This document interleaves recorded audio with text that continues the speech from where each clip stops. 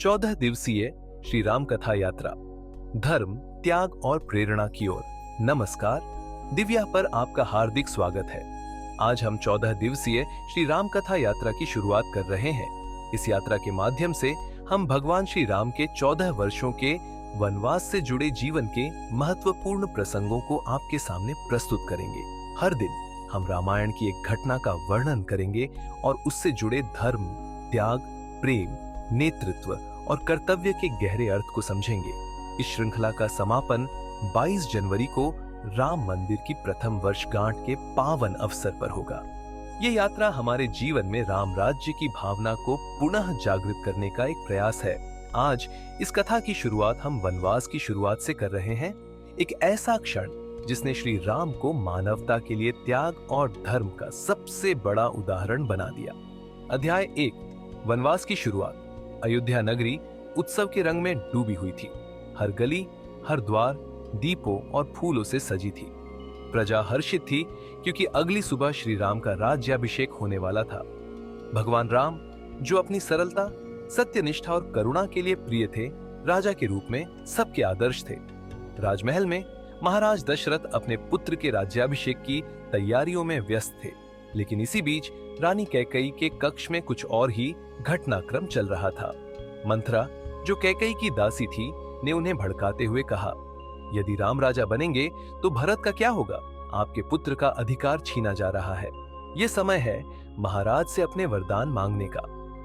मंथरा के शब्दों ने कैकेयी के मन में संशय और असुरक्षा का बीज बो दिया। अपने पुत्र भरत के भविष्य को सुरक्षित करने के लिए उन्होंने महाराज दशरथ से अपने 2 वरदान मांगे। श्री राम को 14 वर्षों का वनवास, भरत का राज्याभिषेक। महाराज दशरथ ने यह सुना तो उनके हृदय पर जैसे वज्रपात हुआ। उनकी आंखों में आंसू उमड़ आए और वे बोले, कैकेयी, तुमने यह क्या मांगा? राम मेरा प्राण है, उसके बिना मैं जीवित नहीं रह सकता। लेकिन कैकेयी अपने निर्णय पर अडिग रही। जब यह बात श्री राम को झांक हुई तो वे तुरंत कैकेयी के कक्ष में पहुंचे। कैकेयी के सामने सिर झुकाकर बोले, मां, यदि यह आपकी इच्छा है तो मुझे इसे पूर्ण करने में कोई संकोच नहीं। मेरा धर्म यही है कि मैं अपने माता पिता की आज्ञा का पालन करूं।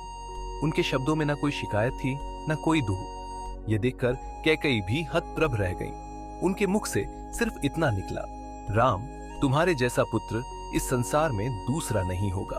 जब यह समाचार माता कौशल्या और सीता को मिला तो वे व्याकुल हो उठी। माता कौशल्या ने रोते हुए कहा, राम, ये वनवास मेरे लिए मृत्यु से भी कठिन है। श्री राम ने अपनी मां को सांत्वना देते हुए कहा, मां, धर्म और सत्य की राह पर चलना ही हमारे कुल की परंपरा है। आपका आशीर्वाद ही मेरे लिए सबसे बड़ा बल है। लक्ष्मण ने अपने बड़े भाई से कहा, भैया, मैं आपके बिना नहीं रह सकता।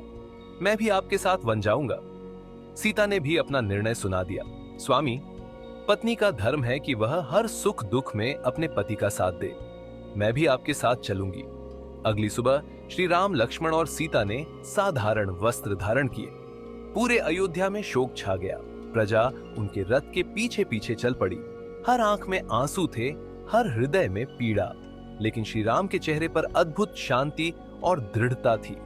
वन जाते समय श्री राम ने प्रजा से कहा, यह वनवास मेरे लिए दंड नहीं, बल्कि एक अवसर है अपने धर्म का पालन करने का। जब तक हम अपने कर्तव्यों को निभाते हैं, तब तक हमें किसी चीज का भय नहीं होना चाहिए।